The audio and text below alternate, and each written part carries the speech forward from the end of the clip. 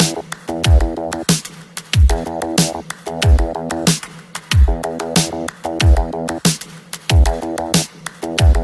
Hi friends, welcome back to my channel geography with Kuldeep. आप देख रहे हैं फोर्स मतलब बल। ठीक है, आज यह बल का लास्ट टॉपिक है। आज हम आपको पढ़ाएंगे भ्रंश के प्रकार। देखिए, भ्रंश से संबंधित पिछली क्लास में जितनी भी छोटे छोटे टर्म थे उसके, उस सब को हम बता दिए थे।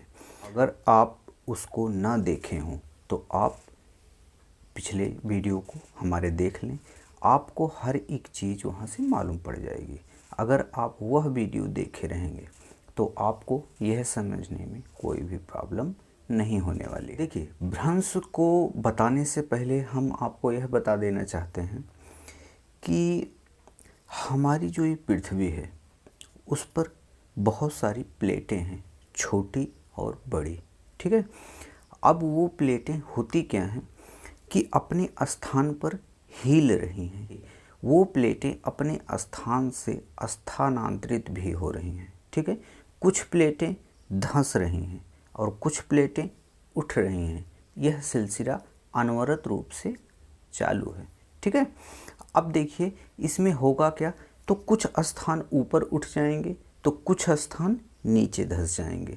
तो जो स्थान नीचे धंस जाएगा और जो स्थान ऊपर उठ जाएगा, अगर वो दोनों पास पास हैं तो वहाँ पर भ्रंश की स्थिति देखी जाएगी। कहने का मतलब क्या है, अगर हम किसी खाई पर जाते हैं, ठीक है, खाई पर, खाई का मतलब अगर यह ऊंचा एरिया है और यह नीचा एरिया है, ठीक है, अगर हम यहाँ खड़े होकर के इस तल को देखेंगे तो यह नीचे वाली खाई दिखाई देगी। देखिए यहाँ पर हुआ क्या है बेसिकली कि यह एरिया धंस गया है। ऐसा भी हो सकता है और ऐसा भी हो सकता है कि ये दोनों कभी ऐसे रही हों, यह एरिया उठ गया हो। यह एरिया तो अपने स्थान पर रहा हो लेकिन यह एरिया उठ गया हो। जब ये उठ गया तो यह भ्रंश बन गया। भ्रंश का मतलब किसी ऊंचे स्थान से जब हम देखते हैं, अगर अगला स्थान हमसे नीचे दिखाई देता है तो उसको क्या कहते हैं, भ्रंश घाटी। मतलब भ्रंश का तल वह दिखाई देता है, नीचे वाला। ठीक है, कहने का मतलब क्या है, अगर नीचे से हम देखते हैं कोई ऊंचा एरिया हमको दिखाई देता है तो उसे भी तो भ्रंश ही कहेंगे, क्योंकि यह ऊंचाई पर है, यह निचाई पर है और यह खड़ी ढाल है।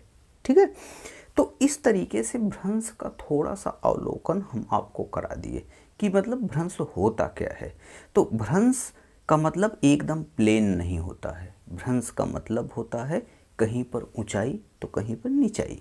ठीक है, तो यह छोटा सा आपको डेमो दिखाए हैं। अब आपको पूरी तरीके से भ्रंश क्या होता है उसको हम बताएंगे। देखिए, चालू करने से पहले आपसे हम ये कहना चाहते हैं कि अगर आप सब्सक्राइब ना किए हों तो चैनल को सब्सक्राइब कर लीजिए। देखिए, भ्रंश तो हम पढ़ाएंगे और इसका फुल डिटेल पढ़ाएंगे। ठीक है, आपको कहीं भी ढूंढने पर भी यह जो हम अभी पढ़ाने जा रहे हैं नहीं मिलेगा। अगर मिला तो हमको भी शेयर कर दीजिएगा, हम भी उसको देख लेंगे। ठीक है, इस तरीके से हम इस भ्रंश को पढ़ाएंगे। यह जितने टाइप हैं, देखिए हमको भी पढ़ाना होता तो हम भी भ्रंश जितने प्रकार भी होते हैं भ्रंश के, हम उसको पढ़ा देते। कहने का मतलब सामान्य भ्रंश, व्युत्क्रम भ्रंश, पार्श्वीय भ्रंश और यहाँ पर अधिक्षेप भ्रंश, सोपानी भ्रंश, जितने भी भ्रंश हैं एक लाइन से पढ़ाते चले जाते और 10 या 12 मिनट में हम इसको ख़त्म कर देते। लेकिन इसमें अगर हम इतना तीम झाम इसमें किए हैं तो इसका मतलब क्या है कि जहाँ जहाँ से प्रश्न आया हुआ है सबको पुटअप किए हैं और उसको आसान से आसान भाषा और तरीके से समझाने की कोशिश किए हैं। कहने का मतलब यह सारी चीज़ें हम क्यों इतना बनाए हैं, क्योंकि यहाँ से हर एक पॉइंट से कहीं ना कहीं किसी न किसी एग्ज़ाम में प्रश्न उठा हुआ है। तो इतना करने का मतलब वह उठा लेगा, पुटअप कर लेगा हर एक प्रश्न को, अगर इस तरीके से आप पढ़ेंगे तो। ठीक है, तो हम शुरू करते हैं कि यह भ्रंश आखिरकार होता क्या है। देखिए, सबसे पहले हम क्या देखते हैं कि अगर एक दीवार या एक चट्टान है, ठीक है, अब वह चट्टान किस तरीके से है? एक ढलान नुमा आकृति में है। तो जब ढलान नुमा आकृति में है तो उस ढलान को क्या कहेंगे? उस ढलान को, जो वह चट्टान की ढलान है, ठीक है, अगर एक भ्रंश है मान लीजिए ऐसे, तो यहाँ से लेकर के यहाँ तक ढलान की स्थिति है कि नहीं इसकी? जब ढलान की स्थिति है तो इसको क्या कहेंगे? इसको कहेंगे नति या डिप, ठीक है। ढलान को क्या कहेंगे? नति या डिप। ये डिप करता क्या है? मतलब ये जो कोण है इसका, यह कोण को बताता है। समतल जमीन और इस भ्रंश के ढाल के बीच के कोण को बताता है, ठीक है। यहाँ समझते हैं कि यह जो ढलान है यहाँ पर 90 डिग्री के अकॉर्डिंग, इस नति के 90 डिग्री के अकॉर्डिंग एक क्षैतिज रेखा खींची जाती है, जिसको क्या कहते हैं? नति लंब, ठीक है। चूंकि यह सब काल्पनिक रेखाएं हैं, लेकिन एक चट्टान के परिप्रेक्ष्य में, ज्याग्रफी के परिप्रेक्ष्य में हम यह सारी क्रियाएं करते हैं, ठीक है। जिस तरीके से एक ग्लोब पर अक्षांश और देशांतर रेखाएं जो काल्पनिक होती हैं खींची जाती हैं, किस लिए? किसी न किसी पर्पज से, ठीक है। और जिस पर्पज से, तो हमारा वीडियो जाकर देख लीजिए, वह सारा पर्पज आपके सामने आ जाएगा। तो यह जो हम नति और नतिलंब पढ़ा रहे हैं, यह पिछले वीडियो में भी हम पढ़ा चुके हैं, वहाँ पर जाकर देख लीजिए। नति और नतिलंब भी आपको बहुत ही विधिवत तरीके से बताए हुए हैं।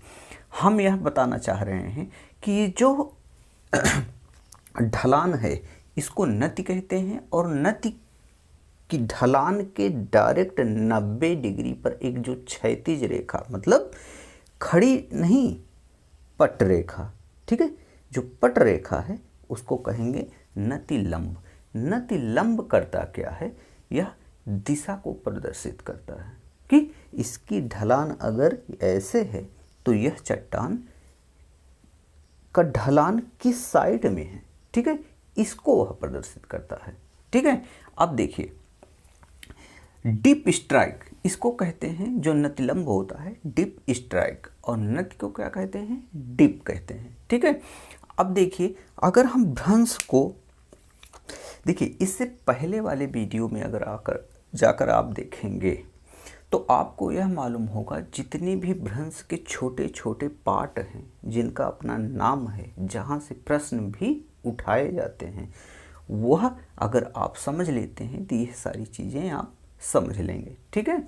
आपको यह करना है कि यह जो चट्टान है, चट्टान के हर एक भाग को समझना है सबसे पहले, तो उसके लिए वह वीडियो देखना आपके लिए बहुत ही अनिवार्य है।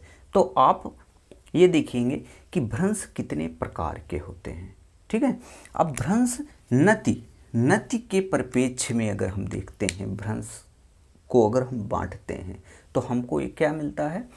नति, मतलब नति के अकॉर्डिंग क्या होता है? सामान्य भ्रंश और व्युत्क्रम भ्रंश। ये क्यों हम नति को जोड़े? आखिरकार आप जहाँ भी नति को पढ़े होंगे, जहाँ भी नति को सुने होंगे, जहाँ भी नति को देखे होंगे, तो आपको ये थोड़ी मिला होगा कि नति के अकॉर्डिंग यह सामान्य भ्रंश या सामान्य व्युत्क्रम भ्रंश, ठीक है। आप जहाँ भी देखे होंगे ये भ्रंश के प्रकार को, वहाँ नति और नतिलंब से डिवाइड थोड़ी किया गया होगा किसी चीज़ को, लेकिन हम किए हैं, इस चीज़ को हम किए हैं। क्यों? क्योंकि यहाँ से प्रश्न इसी टाइप के उठाते हैं, ठीक है। ट्रेंड चेंज हो रहा है और इसी तरीके के प्रश्न उठाता है एग्जामिनर।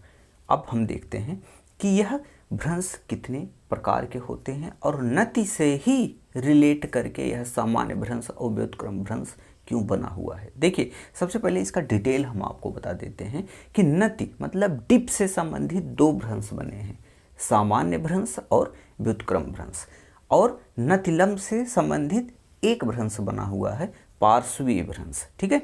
ये अलग की बात है कि पार्श्वीय भ्रंश के दो पार्ट हैं, एक है सिनिस्ट्रल, एक है डेक्स्ट्रल, ठीक है। ये दोनों पार्ट हैं, इसको भी समझाएंगे अच्छे से। अधिक्षेप भ्रंश ये अगला है, ठीक है। अधिक्षेप भ्रंश किसे कहते हैं अभी हम आपको यह भी बताएंगे। इसमें देखिए अधिक्षेप भ्रंश ओवर थ्रेशोल्ड मतलब यह क्या होता है इसको भी हम आपको बताएंगे। सोपानी भ्रंश जो कि लास्ट है, यह है स्टेप फॉल्ट, यह क्या होता है इसको भी अच्छे से अभी हम एक्सप्लेन करेंगे और फुल डिटेल के साथ यह सारे जितने भी भ्रंश हैं उनको हम बताएंगे, ठीक है। आप यह देखिए, इसको तो समझ गए होंगे। यह डायग्राम, यह नति है, जो ढलान होता है उसको नति कहते हैं, ठीक है। और जो नति के 90 डिग्री खींचकर जो क्षैतिज रेखा खींची जाती है काल्पनिक, वो उसको क्या कहते हैं नति लंब या डिप स्ट्राइक, ठीक है।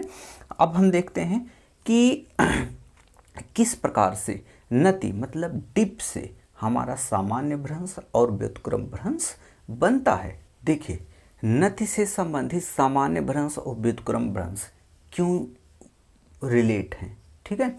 अब देखिए, यहाँ ढलान है,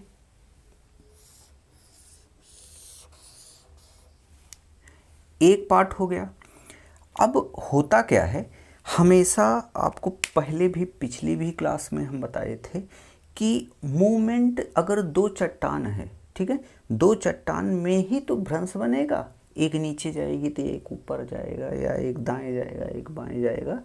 तो जब एक चट्टान ऊपर या नीचे जाएगी तो वह कौन सी होती है, वह होती है सामान्यतः हैंगिंग वॉल, मतलब शीर्ष भित्ति जो ऊपर की या नीचे की तरफ जाती है। कहने का मतलब क्या है, अगर हम ये दीवार लेते हैं, ठीक है, यह ऊपर की तरफ गई कि नहीं, और यह यहीं पर है या नीचे की तरफ, ठीक है। तो हुआ क्या है कि इस दीवार या इस चट्टान के ऊपर ये चट्टान क्या है, सवार होने जा रही है। तो कहने का मतलब इससे ऊपर हो गई है। और यहाँ पर अगर हम खड़े हैं तो हमें क्या दिखता है कि यह जो दीवार है हमारे ऊपर की तरफ आ गई है, लटकती हुई चट्टान, ठीक है, लटकती हुई दीवार, ठीक है, लटकती हुई घाटी। तो कहने का मतलब यह जो है यह इसके ऊपर आ जाती है।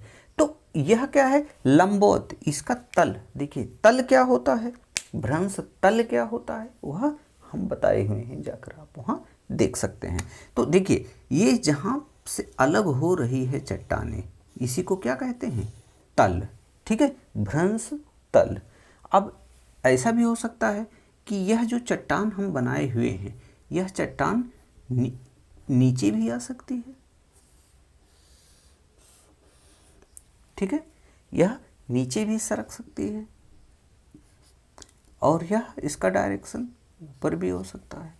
लेकिन देखिए, नति से संबंधित अगर हम इन दो पार्ट को रखे हुए हैं तो इसका पर्पज ये है कि यह जो चट्टान की ढाल है, इसी के सहारे ये दोनों भ्रंश का निर्माण होता है। कहने का मतलब क्या है, ये चाहे ऊपर जाएंगे, ये चाहे नीचे आएंगे, ठीक है, इन्हीं से यह भ्रंश का निर्माण हो। देखिए, अब हम सामान्य भ्रंश देखते हैं। ये सामान्य भ्रंश होता क्या है, चट्टानों में दरार पड़ जाने के कारण जब दो भूखंड विपरीत स्थिति में जाते हों तो उससे जो स्थलाकृति बनती है उसको सामान्य भ्रंश के रूप में जानते हैं, ठीक है। जैसे हम देखते हैं कि अगर एक चट्टान है,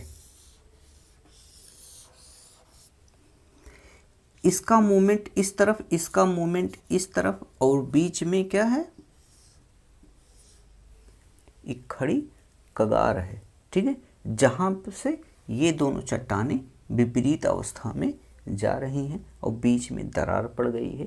इसको क्या कहेंगे, भ्रंश, ठीक है, भ्रंश इसको कहेंगे। देखिए, इसके अंतर्गत क्या होता है कि यह खंड कभी जब एक है, मतलब ये देखिए,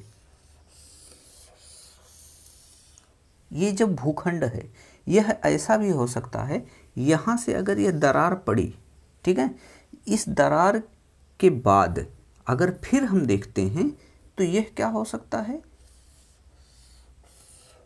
यहाँ भी हो सकता है, मतलब नीचे की तरफ यह धंस भी सकती है। लेकिन यह सब हो कहाँ से रहा है, यह हो रहा है इसी मतलब इसी एरिया से, या तो यह सड़क के नीचे आ जा रहा है या तो सड़क के ऊपर चला जा रहा है, और यह तो यह यहीं से टूट करके अलग भी हो जा रहा है। तो नति से संबंधित, नति मतलब डिप से संबंधित सामान्य भ्रंश और व्युत्क्रम भ्रंश की उत्पत्ति हुई है। यह दोनों अपनी एक्टिविटी जो भी करेंगे इसी नति से ही करेंगे। ठीक है, नति का मतलब एकदम इसी से ऊपर नीचे ही इसमें होगा। इसमें क्षैतिज अवस्था मतलब नतिलंब का यूज नहीं किया जाएगा। कहने का मतलब नतिलंब का मतलब क्या हुआ, यह क्षैतिज रूप से रगड़ेगा नहीं, कभी यह रगड़ेगा नहीं, बल्कि यह अप डाउन या अलगाव हो जाएगा। ठीक है, अब इसीलिए नति से संबंधित ये दोनों चीज़ें हैं। इससे भी संबंधित हैं, इससे भी संबंधित हैं, नतिलंब से भी मतलब डिप स्ट्राइक से भी, लेकिन वह कहाँ पर हो जाएगा, यह नतिलंब से संबंधित पार्श्वीय भ्रंश में होगा। नति मतलब नति से संबंधित कहाँ पर होगा, सामान्य भ्रंश और व्युत्क्रम भ्रंश में। मतलब यह जो स्लाइड है, यह जो स्लोप है, यह अप डाउन करेगा। कौन कौन से, सामान्य भ्रंश और व्युत्क्रम भ्रंश। अब सामान्य भ्रंश और व्युत्क्रम भ्रंश में अंतर समझ लीजिए होता क्या है। सामान्य भ्रंश तो आप समझ लिए कि यह क्या हो गया, विपरीत अवस्था में जो भी बल लगेंगे, ठीक है, दो भूखंड आपस से में जब अलग होंगे तो होगा क्या, सामान्य भ्रंश का वहाँ पर निर्माण हो जाएगा। और व्युत्क्रम भ्रंश समझ लिए, रिवर्स फॉल्ट, नॉर्मल फॉल्ट आप समझ लिए कि वो देखिए डायग्राम भी एरो से बनाए हैं हम, कि अगर अलग हो रहा है दोनों भूखंड तो वहाँ पर नॉर्मल भ्रंश का निर्माण होगा, और दूसरी अवस्था में यह ऊपर या नीचे दोनों भूखंड जा रहे हैं तो वहाँ पर भी सामान्य भ्रंश का निर्माण होगा। एग्जाम्पल के थ्रू ये देखिए, विपरीत अवस्था में अगर जा रहे हैं तो होगा क्या, यहाँ से फॉल्ट बनेगा जो एक भ्रंश के रूप में या नॉर्मल फॉल्ट के रूप में हमारे सामने आ जाएगा। और यहाँ पर क्या है, या तो एक नीचे और एक ऊपर, तो यहाँ पर क्या हो जाएगा, एक धंसाव हो जाएगा। ठीक है, याद रखिएगा एक बात, जो व्युत्क्रम भ्रंश मतलब रिवर्स फॉल्ट से थोड़ा सा अलग है नॉर्मल फॉल्ट, यहीं आप समझेंगे कि किस तरीके से हम ये डिसाइड करते हैं कि यह एक नॉर्मल फॉल्ट है या यह एक रिवर्स फॉल्ट है। यह आप देख रहे हैं।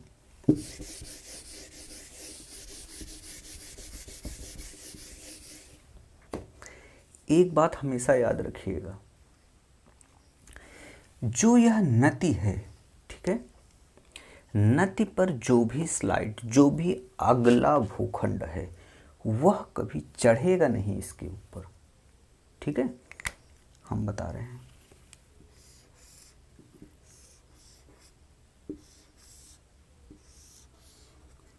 ये अलग हो जाएगा, यहाँ फॉल्ट बन जाएगा नॉर्मल फॉल्ट के अंतर्गत।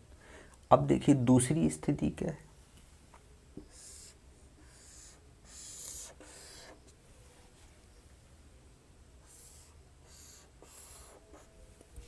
यहाँ हुआ क्या, यह क्या हुआ, धंस गया और यह उठ ही रहा है। ठीक है, तो इस अवस्था में क्या हुआ, धंसाव हुआ। लेकिन याद रखिएगा, अगर यह मतलब जो हैंगिंग वॉल होता है वह अगर फुट वॉल पर स्थापित होगा, मतलब फुट वॉल पर ऊपर की तरफ चढ़ेगा, तो वहाँ पर स्थिति क्या हो जाएगी, व्युत्क्रम भ्रंश की स्थिति हो जाएगी, मतलब रिवर्स फॉल्ट की स्थिति हम देखते हैं। ये दोनों अंतर समझना आपके लिए बहुत ही ज़्यादा अनिवार्य है, क्योंकि प्रश्न यहीं से उठाएगा। कोई डायग्राम दे देगा आपको, ठीक है, जब कोई डायग्राम दे देगा तो यह पूछेगा अब बताइए कि यहाँ पर कौन सी स्थिति या कौन सा भ्रंश देखने को मिलता है, 4 ऑप्शंस दे देगा आपको। तो किस तरीके से आप यह डिसाइड करेंगे कि यह एक नॉर्मल फॉल्ट है, यह एक रिवर्स फॉल्ट है, यह आप डिसाइड नहीं कर पाएंगे। आप डिसाइड कहाँ कर पाएंगे? जब आप इसको समझ लेंगे तभी डिसाइड कर पाएंगे कि ये नॉर्मल फॉल्ट है या यह आपका रिवर्स फॉल्ट है। तो आप हमेशा याद रखिएगा कि यह जो ढलान है, याद रखिएगा ये सारी बातें तभी समझ में आएंगी जब अन्य वीडियो आप देखे रहेंगे, क्योंकि उनमें सारी बातों को हम बता चुके हैं। यह स्लोप क्या है, यह हैंगिंग वॉल क्या है, यह फुट वॉल क्या है। तो अगर हम जो बोल रहे हैं वो इसी आसान भाषा में बनाने के लिए उसको हम पहले बता दिए थे, इसलिए इसको पढ़ा रहे हैं और सारे शब्द जितने हैं उसको हम बोलते चले जा रहे हैं। ठीक है, आप देखिएगा, देखिए एक नॉर्मल सा जो भूखंड है उसका जो किनारा होता है ये, इसे फुटवॉल कहते हैं। ठीक है, जो ये जूते की तरीके से निकला हुआ है इसको फुटवॉल कहते हैं। और यह जो ये मतलब अगर इसको यहाँ पर बनाते हैं तो ये इस तरीके का रहेगा।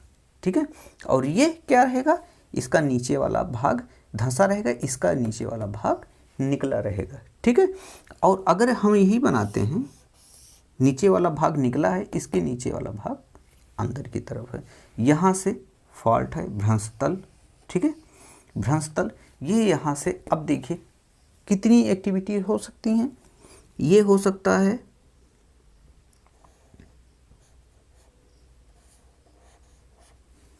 ये तो नॉर्मल फॉल्ट हो गया। ठीक है, देखिए हैंगिंग वॉल जब नीचे आएगी तो कहाँ, इस स्थिति में क्या हो जाएगा, यह नॉर्मल फॉल्ट हो जाएगा। ठीक है, लेकिन यही स्थिति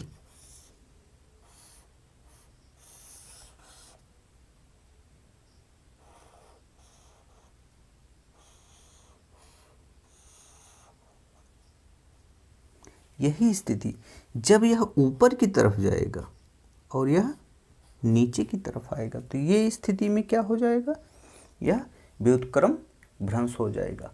हमेशा यही एग्जाम में पूछा जाता है, अगर अंतर दिखाने को पूछता है तो यही पूछा जाता है।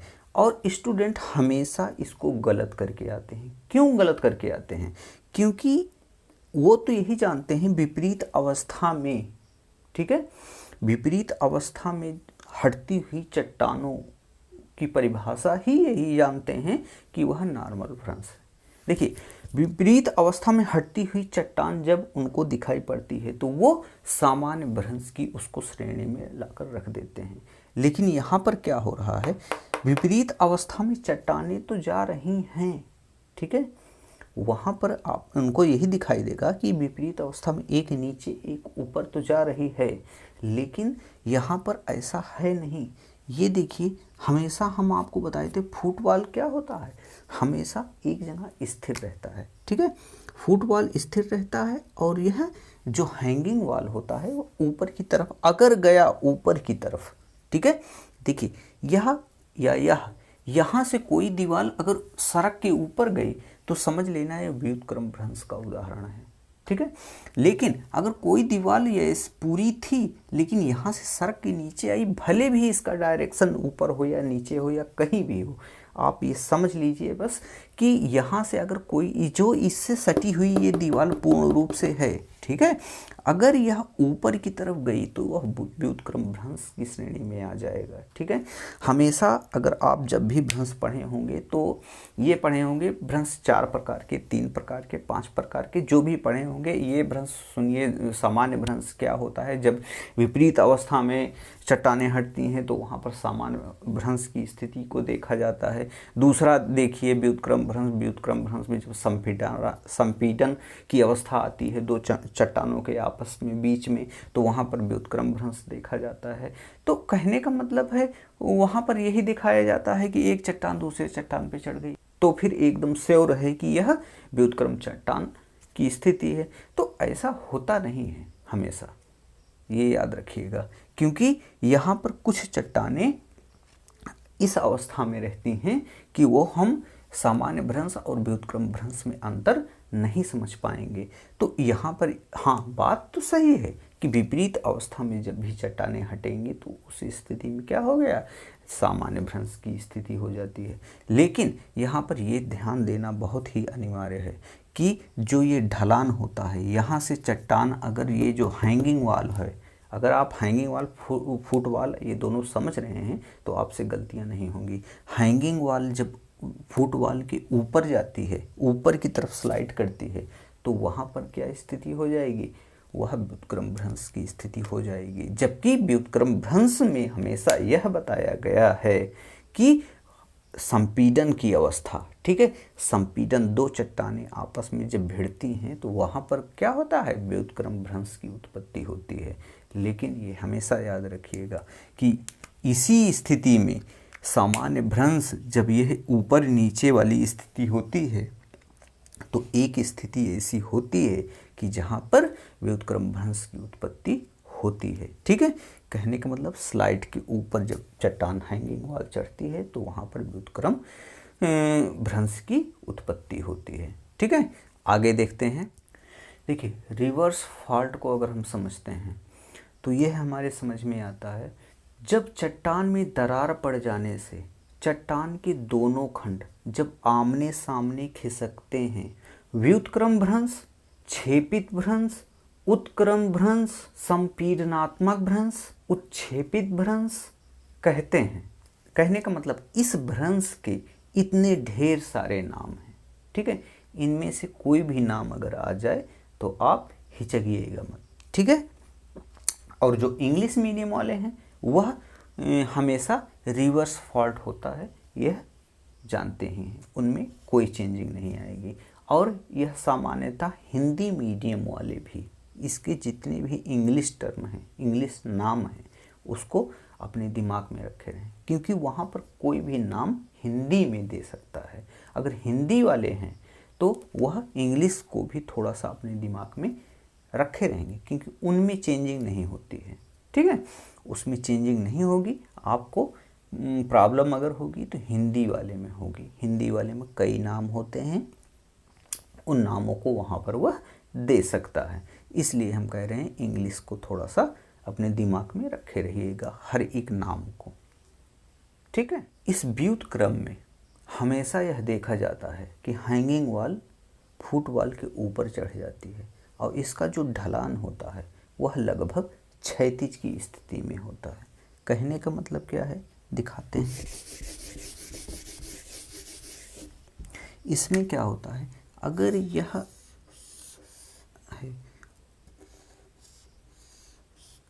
ठीक है, यह लगभग क्षैतिज की स्थिति में यह जो सामान्य ढाल है यह आ जाता है।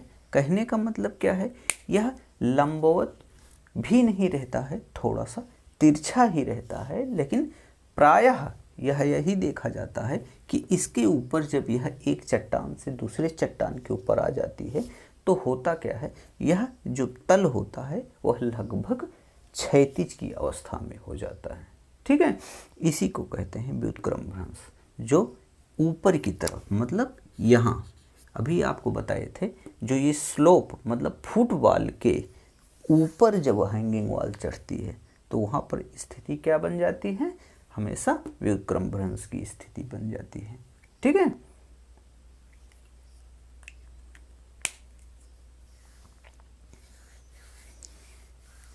अब आपको समझ में आ गया होगा कि सामान्य भ्रंश जब दोनों प्लेटें आपस में हटती हैं तब वह निर्मित होता है।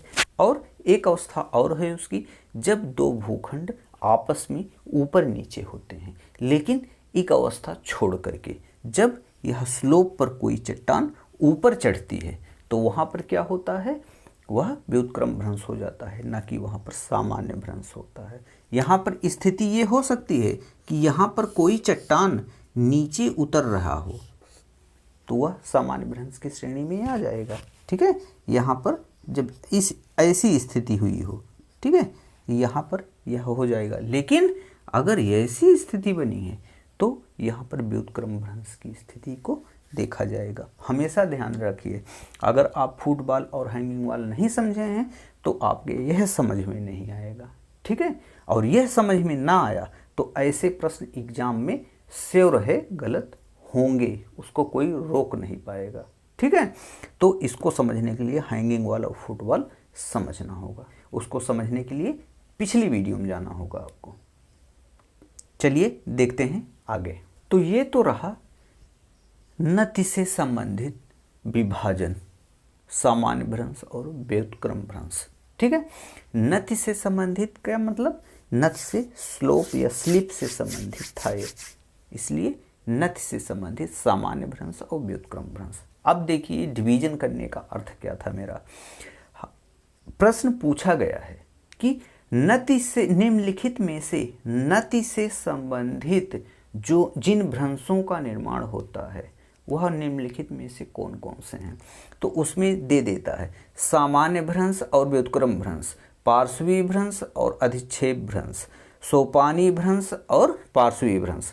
तो 4 में आपको दो करके दे दिया था एक बार। तो इसीलिए हम कह रहे हैं कि यह नति से संबंधित 2 भ्रंश हैं, सामान्य भ्रंश और व्युत्क्रम भ्रंश। ठीक है, जिनका डायरेक्शन वहाँ पर हम बना भी दिए हैं। आगे चलिए देखते हैं नति लंब से संबंधित पार्श्वी भ्रंश क्या होता है। इसको कहते हैं लेटरल स्ट्राइक स्लिप। अगर नति लंब से संबंधित हम पार्श्वी भ्रंश को पढ़ रहे हैं तो इसका नति लंब मतलब डीप स्ट्राइक का मतलब यही होता है कि यह क्षैतिज, अगर मान लीजिए यह दीवार हम देख रहे हैं तो ठीक है, यह दीवार है और एक दीवार मान लीजिए और है जो कि क्या है, यहाँ पर ये एक दीवार यहाँ तक, यहाँ से दूसरी दीवार यहाँ तक।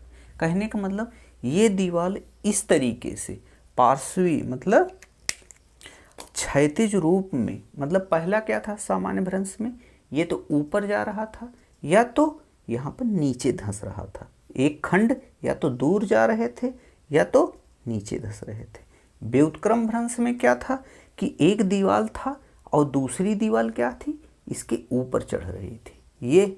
ठीक है, यह ऊपर चढ़ रही थी, ये हो गया। और तीसरे अवस्था में क्या है, पार्श्वी भ्रंश, जो कि ना हट रही है। ठीक है, ना हट रही है और ना ही ऊपर चढ़ रही है। ये क्या कर रही है, थोड़ा सा और किनारे आ करके ये स्थिति बना करके और आपस में इस तरीके से क्रिया कर रही है, जिससे क्या हो रहा है, पार्श्वी भ्रंश का निर्माण हो रहा है। अंतर समझ में आ गया होगा, सामान्य भ्रंश, व्युत्क्रम भ्रंश और पार्श्वी भ्रंश मतलब लेटरल स्ट्राइक स्लिप। ठीक है, पार्श्वी भ्रंश। तो इसमें सिंबल भी बना दिए हैं एरो का कि किस तरीके से यह मूवमेंट करते हैं आपस में। अब देखिए पार्श्वी भ्रंश में 2 भाग बट गए हैं। ठीक है, सिनेट्रियल और हैं डेक्स्ट्रल।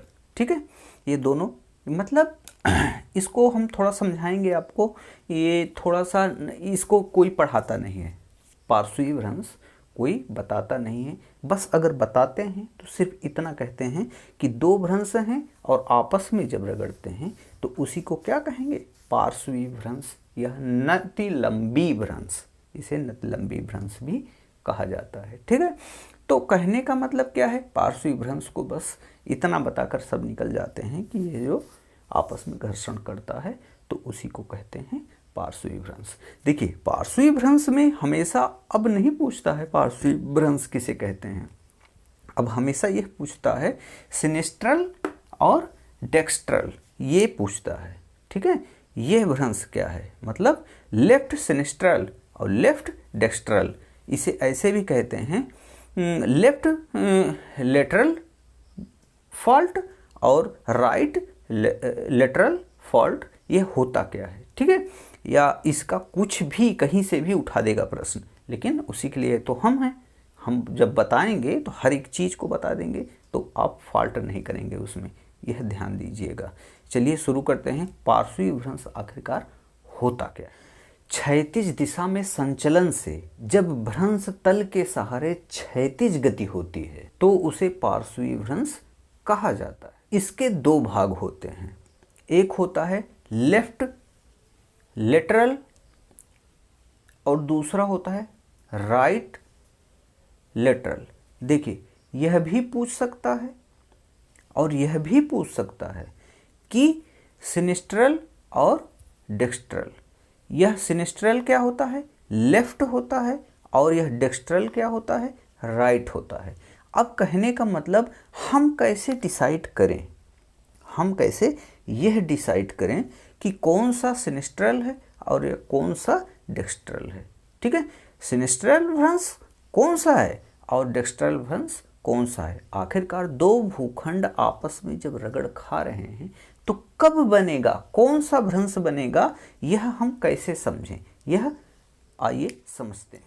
देखिए, अगर कोई व्यक्ति, ठीक है, एक चट्टान के सामने खड़ा होकर के देख रहा है और कोई व्यक्ति यह भी चट्टान देख रहा है, दो व्यक्ति हैं, दो अलग अलग चट्टान को देख रहे हैं मान लीजिए, ठीक है, तो हम ये पार्श्वी भ्रंश को समझा रहे हैं जो दो पार्ट में डिवाइड हैं। हम किस तरीके से यह समझेंगे कि कौन सा लेफ्ट लेटरल है या कौन सा राइट लेटरल है। अब देखिए इसमें होता क्या है, जब कोई व्यक्ति अपने सामने वाली चट्टान को देखता है और उसमें गति होती रहे, देखिए भ्रंश हमें कब दिखाई देगा, हम यहाँ खड़े होंगे थोड़ी दिखाई देगा, हमको तभी दिखाई देगा जहाँ से वो क्रैक होने वाली है, वहीं से तो भ्रंश दिखाई देगा। इसलिए यह व्यक्ति चाहे इधर हो चाहे इधर हो कोई फर्क नहीं पड़ता है। ठीक है, तो अगर यह कोई व्यक्ति देखता रहता है इसको, ठीक है, यह व्यक्ति देखता रहता है इसको, तो इसका जो साइड है, ठीक है, वह डिपेंड कहाँ पर करेगा, व्यक्ति के सामने वाली जो चट्टान है उसके पीछे वाली चट्टान से। ठीक है, ये देखिए यह व्यक्ति इसको देख रहा है, तो इस बी का राइट कौन सा है, बी का राइट यह है और बी का लेफ्ट कौन सा है, यह है। मतलब इधर की तरफ क्या है, इसका लेफ्ट है बी के और इधर राइट है। इसका मतलब क्या है, यह व्यक्ति जब देख रहा है कि यफ भूखंड अगर सरक रही है किस साइड में,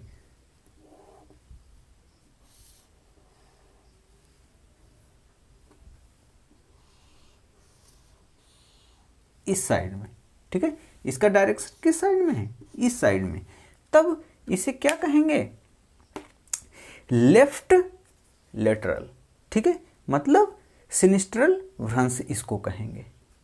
ठीक है, देखिए बातें समझ लीजिए, बहुत ही जरूरी है, क्योंकि अगर इसको डिवाइड करने को आ गया या पहचान करने को आ गया तो आप पहचान नहीं पाएंगे। सीधा सीधा एक डायग्राम बना देगा, उसके सामने किसी व्यक्ति को बना देगा और यह कह देगा बताइए निम्नलिखित में से कौन सा भ्रंश है। तो आप यह हमेशा समझते रहिएगा, इसी तरीके का ये प्रश्न उठाता है कि निम्न इसमें से देखिए कौन सा भ्रंश यह है।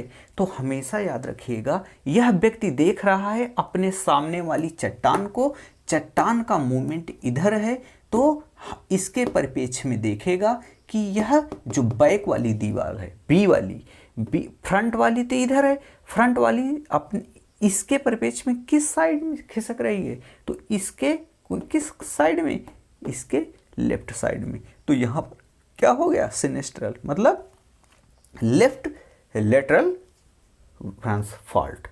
ठीक है, यहाँ पर सिनिस्ट्रल भ्रंश का निर्माण हुआ है। और दूसरे स्थिति में क्या हो गया, देखिए यहाँ पर एक सामान्य सी भ्रंश और इसका लेफ्ट ये है, राइट ये है। ठीक है, अगर यह चट्टान क्या हुई,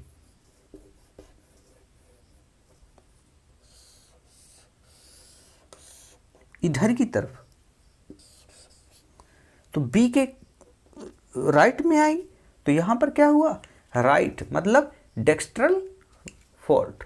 ठीक है, यहां पर डेक्स्ट्रल फॉल्ट का निर्माण हो गया। तो इस तरीके से यह डिसाइड किया जाता है कि यह लेटरल मतलब पार्श्वी भ्रंश का कौन सा भाग है। ठीक है, तो यह हमेशा याद रखिएगा कि फ्रंट वाली दीवार जो चट्टान है इसके बैक वाली चट्टान के, ठीक है, परिप्रेक्ष्य में यह निर्भर करता है कि यह कौन सा भ्रंश है। आपको समझ में पूरी तरीके से आ गया होगा।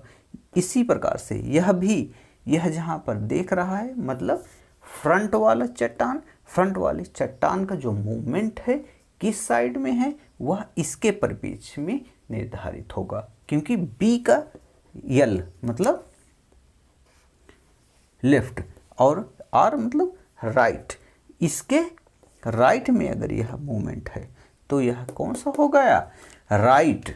ठीक है, राइट डेक्स्ट्रल फॉल्ट।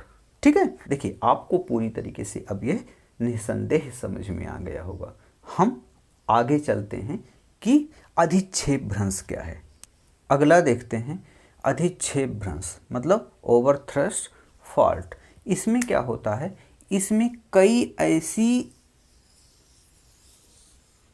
हलचलें हुई रहती हैं जिससे जमीनी तल क्या होता है, फोल्डेड हुआ रहता है, और यही शक्ति जब और ज़्यादा क्या होती है, संपीड़ित होती है। ठीक है, इसमें क्या होता है, संपीड़न और तनाव मूलक बल दोनों कार्य करते रहते हैं। तो इसमें क्या होता है, कहीं पर ऊंचा कहीं पर नीचा, और वहीं पर शक्ति जहां संवेदनात्मक शक्ति ज़्यादा अधिक हो जाती है वहां पर क्या होता है, यह वेंड हो जाता है, मतलब यह उठ करके इस पर सवार हो जाता है। कहने का मतलब जैसे आप डायग्राम में देख रहे हैं, तो इस तरीके से जब किसी चीज़ को प्रेषित किया जाएगा तो इसमें क्या है, पूर्ण रूपेण मतलब पूर्ण तरीके से एक चट्टान मुड़ करके दूसरे चट्टान पर सवार हो जाती है।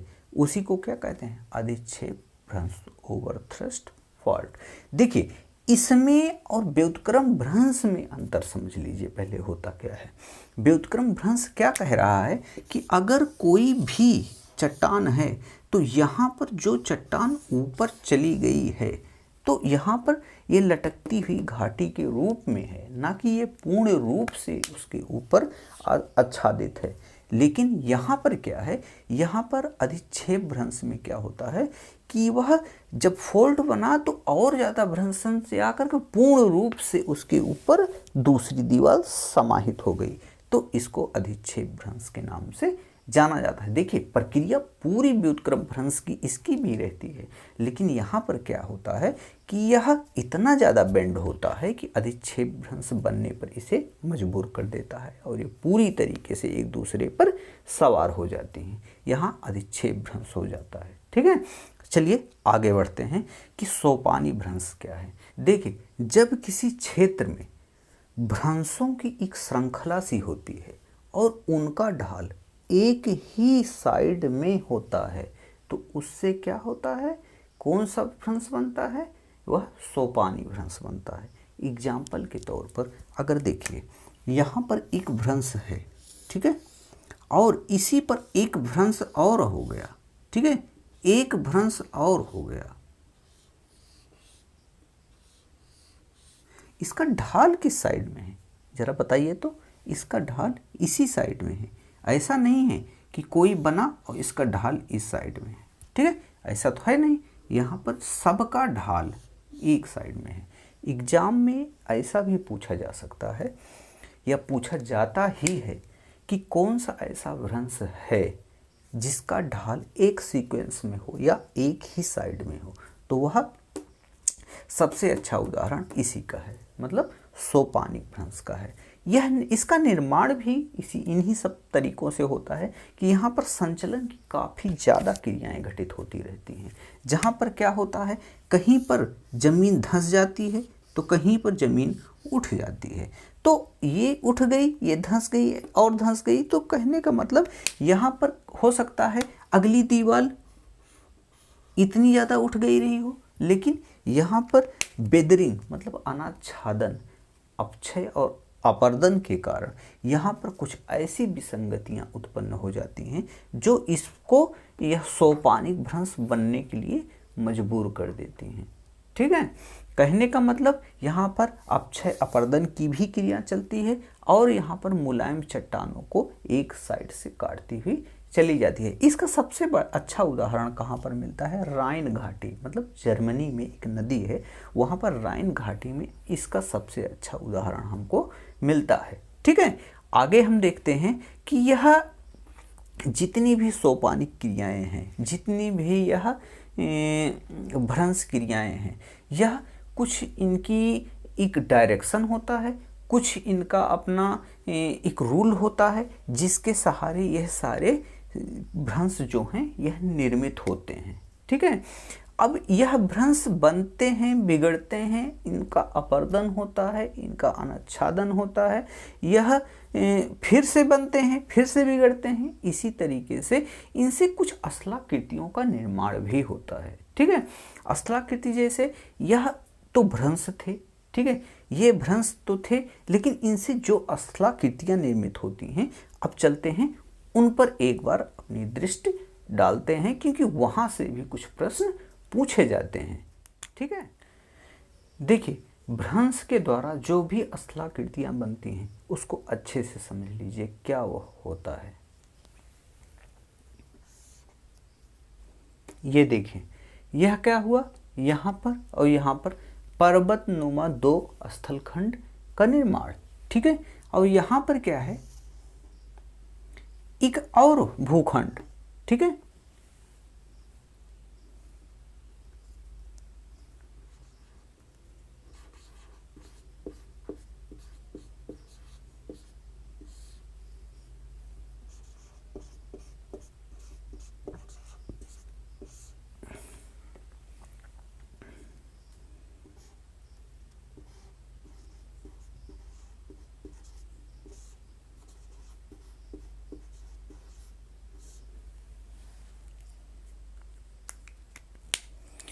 देखिए यहाँ पर क्या है, यह स्थलखंड नीचे बैठ गया है। मान लीजिए यह कभी क्या था, इस तरीके का एक चट्टान था।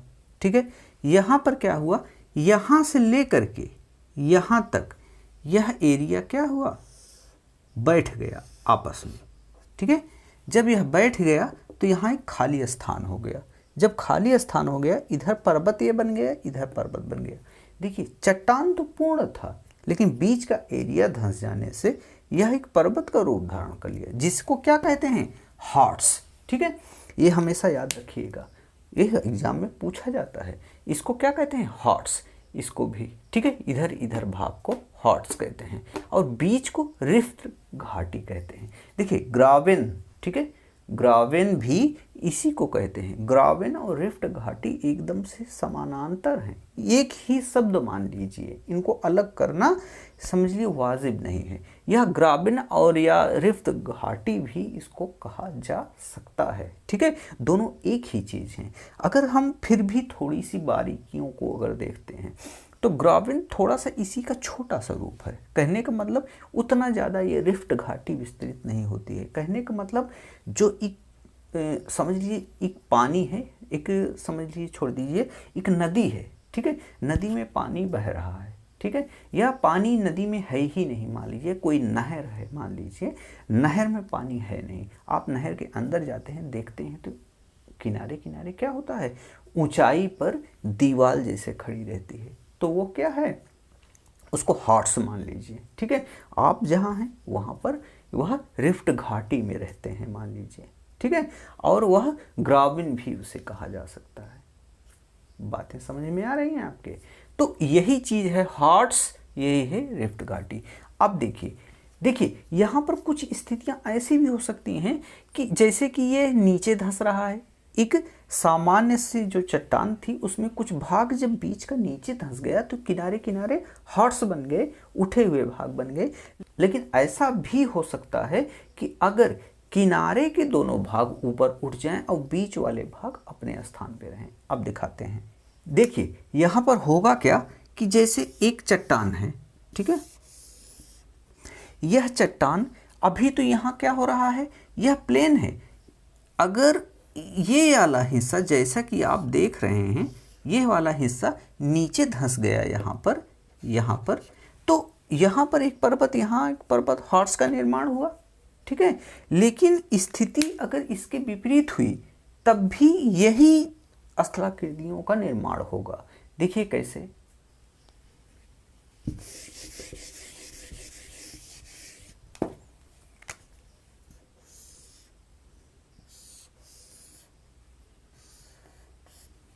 यहाँ पर एक चट्टान है, ठीक है, इसमें कोई परिवर्तन अभी नहीं हुआ है। तो लेकिन देखिए इसमें होगा क्या,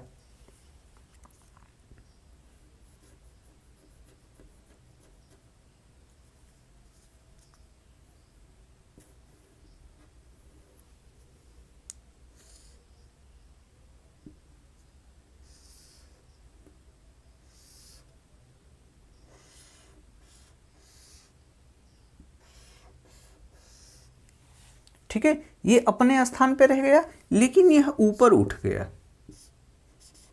ठीक है। जब यह हॉर्स ऊपर उठ गया तो ये तो अपने ही स्थान पे था। जिस प्रकार से यह नीचे धंसा, इस प्रकार से ये दोनों ऊपर उठ गए, तब भी तो हॉर्स का रूप धारण कर लिए। जब हॉर्स का रूप धारण कर लिए और यह जो भूखंड है अपने स्थान पर ही रह गया, इसमें कोई परिवर्तन नहीं आया। जिस प्रकार यहाँ पर कोई परिवर्तन नहीं आया था और यह नीचे धंसा, इस प्रकार यहाँ पर कोई परिवर्तन नहीं है, लेकिन ये दोनों ऊपर उठ गए, तब भी हॉर्स का निर्माण हुआ और यहाँ पर रिफ्ट घाटी या रिफ्ट वैली का भी निर्माण हुआ, ठीक है। यहाँ पर एक स्थिति और देखने को मिल सकती है हमें कि जब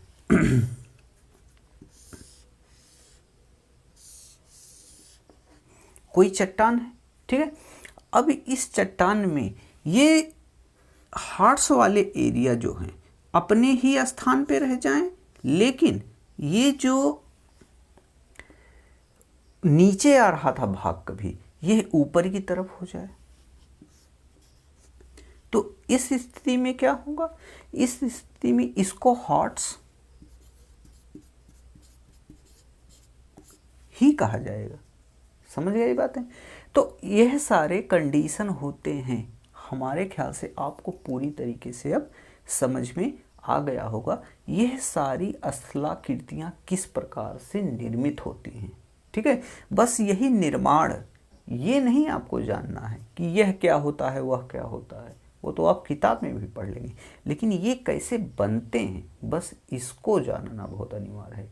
क्योंकि एग्ज़ाम में ये जो आप पढ़ रहे हैं, जो जान गए हैं पढ़ करके, सीख गए हैं बोलना उसका नाम, वह एग्ज़ाम में नहीं पूछा जाता है। एग्ज़ाम में हमेशा क्यों प्रश्नवाचक चिन्ह लगा करके पूछा जाता है, ये बना कैसे, उनका फुल फोकस जो पूछते हैं वो प्रश्न उसी पर रहता है कि क्या आप इसको अच्छे तरीके से समझ गए हैं, इसका निर्माण कैसे हुआ है, यही करके वो पूछते हैं। इसी बेस पर वो पूछते हैं कि आपको मालूम हो कि इसका निर्माण किस तरीके से हुआ है, आपको पूरी तरीके से इस पर डिटेल मालूम हो कि यह निर्माण ऐसे ही हुआ है। उसी बेस पर वो प्रश्न को उठाते ही हैं, ठीक है। हाँ, यहाँ से ये नेट की क्लास चल रही है अभी। नेट का जो भी वीडियो है यह हो सकता है आपकी बार लास्ट आपको मिल जाए, इसके बाद आप यह प्राइवेट हो जाएगा। अगर आपको एडमिशन लेना है तो आप ज्वाइन लिख करके 9621076481 पर मैसेज कर दीजिए हमको, या इस पर व्हाट्सएप कर दीजिए। यह अपने आप से हमारी टीम आपको संपर्क कर लेगी और आपको ज्वाइन की सारी प्रक्रियाएं बता देगी, ठीक है। मिलेंगे जितने भी पेड स्टूडेंट हैं अगले चैप्टर के साथ, ठीक है। तब तक लिए जय हिंद, जय भारत।